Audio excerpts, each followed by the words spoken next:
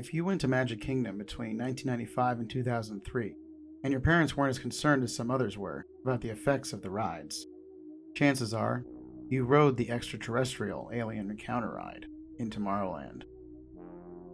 It was a huge change for Disney, as Magic Kingdom was referred to as the park for kiddies. The attraction's official opening was delayed at first, because park guests complained about the violence of the show. One executive thought it actually wasn't enough, and months later, it was revamped and officially opened. It was a tone shift, alright. Children wailed when the doors opened, and parents were desperate to try and calm them down by promising a next ride. One that was smoother, calmer, and more Disney-like. For me, it was a blast.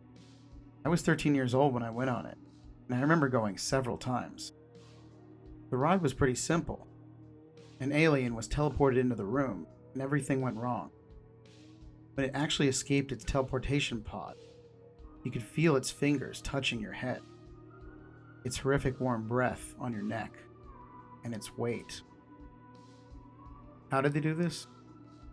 Imagineering magic in the form of technological harnesses. As controversial as it was, the ride was quite popular at the time. It gave a chance for the grown-ups to actually have more fun in the park, which reeked of strollers in the heat, melted ice cream, and summer-induced sweat. As fun as Space Mountain and the Haunted Mansion were, this was an admirable decision by Disney executives to wink at teens and young adults.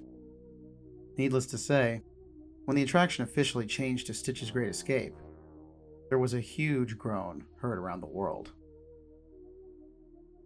The official reason it closed was that it wasn't doing so well among guests. Kids never stopped crying at the alien appearing in the teleportation tube, and urban legends said some were even traumatized at the idea presented in the attraction. I never thought it was that crazy of an idea. It was just an alien eating people. Big deal.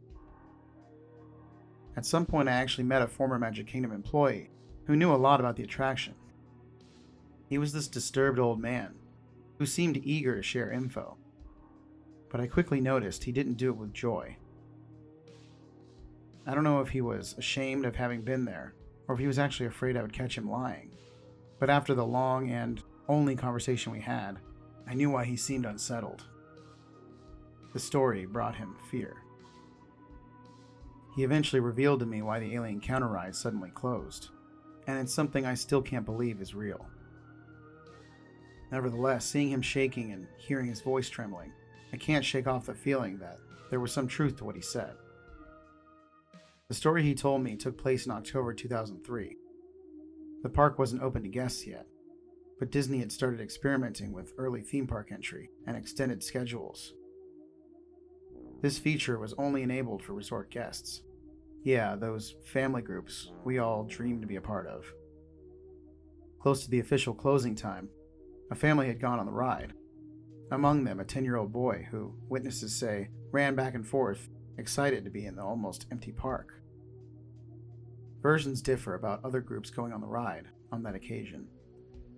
And of course, Disney won't tell you about this. Supposedly the ride went smooth, and operators did their thing. The Android pre-show wasn't a new thing for the family, as other rides also include animatronics. The kids screamed at first when the nice version of the alien showed up. It was funny that this fake scare always worked. As the family went into the chamber, they willingly decided to sit away from each other. The two older kids went to the area closest to the central tube because they knew the special effects felt more intense over there. The parents simply sat there and trusted a theme park where nothing bad could happen. A 10-year-old boy sat in the upper levels, just behind his parents. Cameras confirmed this. He took the seat and moved his arms and legs, and actually was shown to have smiled excitedly for the upcoming show. The footage was seen by a few people. One of them, the man who told me the story, he was a tech who operated doors when there was a malfunction, and in extended park hours, he remained inside rides that didn't fail. Wise guy. As he says, the footage didn't show much because the camera sat behind a foggy area of the show. He remembers watching the kids settle, and harnesses going down by the hydraulic system, with sensors that allowed the harnesses to stop once they reached your shoulders, as the alien trampled on the riders. The laughs, the smirks, and the excitement was apparent. Footage isn't useful as fog immediately gets in front of the camera. After a few minutes of spectacular special effects and horrible screaming, the relief sounds are heard in the small chamber.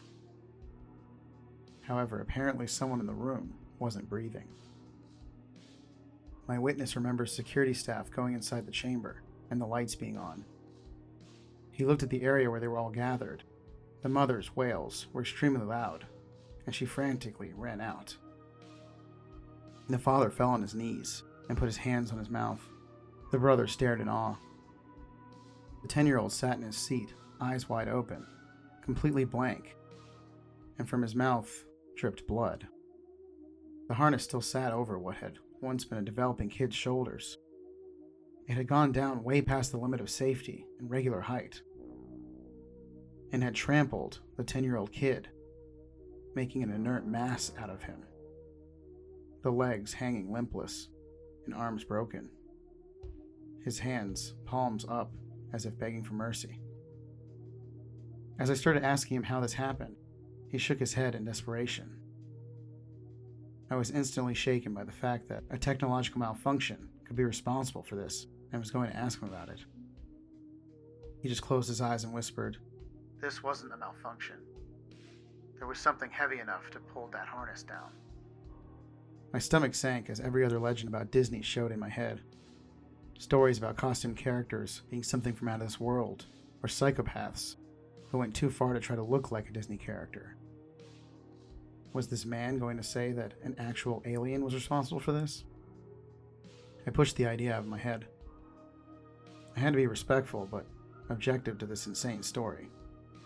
He went on saying the pressure valves of the harness were broken. Something really heavy stepped on it and jumped down several times.